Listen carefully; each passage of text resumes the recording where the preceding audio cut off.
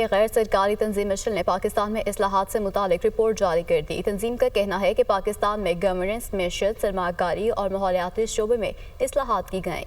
Smuggling اور غیر قانونی تجارتی سرگرمیوں کے خلاف سخت اقدامات کیے گئے۔ سرمایہ کاروں کا اعتماد بحال اور غیر ملکی سرمایہ کاری بڑھی ہے۔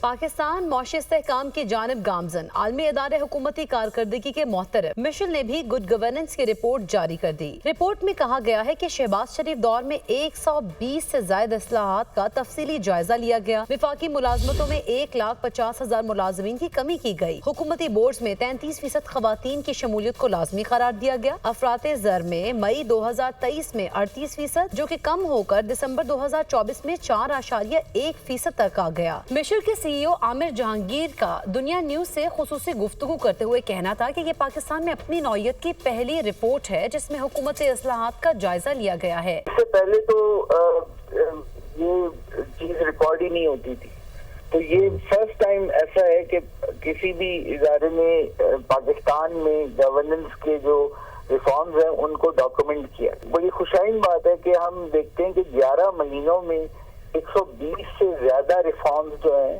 وہ کیے گئے ہیں۔ اس کا مطلب ہے کہ ہر تیسرے دن جو ہے ایک نیا ریفارم انٹروڈیوس کرایا گیا۔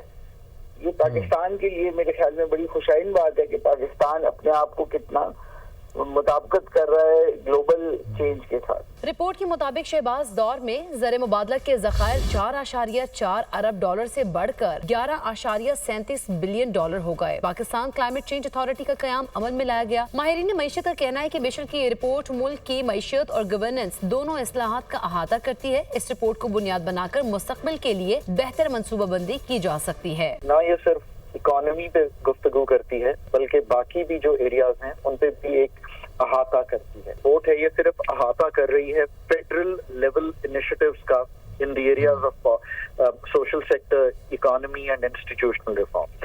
سو ایک تو یہ ہے کہ پروونشل لیول پر ضرور ہمیں یہ دیکھنا چاہیے کہ چاروں پروونسز نے کیا کیا میجرز ایک سال میں لیے ہیں، کیونکہ ہمیشہ یاد رکھیے کہ 18ویں ترمیم کے بعد جو آپ کے میجر سبجیکٹس ہیں وہ ڈیوالوڈ ہیں جن کا تعلق سروس ڈیلیوری سے ہے، اور ان کے پیسے بھی NFC کے تحت ان کو دیے گئے ہیں۔ تو بہت ضروری ہے کہ اگر اتنی پروونشل سپینڈنگ انکریز ہوئی ہے تو ہم دیکھیں کہ اس کا جو سروس ڈیلیوری پہ امپیکٹ اور لوگوں کی زندگیوں پر کیا امپیکٹ کیا ہے۔ مشال کی رپورٹ میں معاشی اشاریوں پہ جن کی بات کی گئی ہے وہ بہتر بنا رہے ہیں۔ 1.5 سال پہلے ہم ڈیفالٹ کے دھانے پہ بیٹھے تھے۔